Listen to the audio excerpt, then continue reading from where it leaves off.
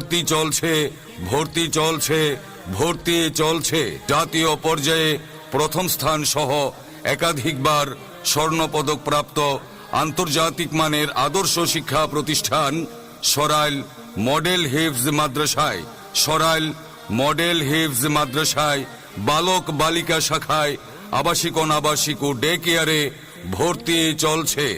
কোরআনের আলোয় বিশ্বজয়, বিশ্বজয় যাদের স্বপ্ন, আমরা আছি তাদের জন্য। আসসালামু আলাইকুম ওয়া রাহমাতুল্লাহি ওয়া বারাকাতুহু।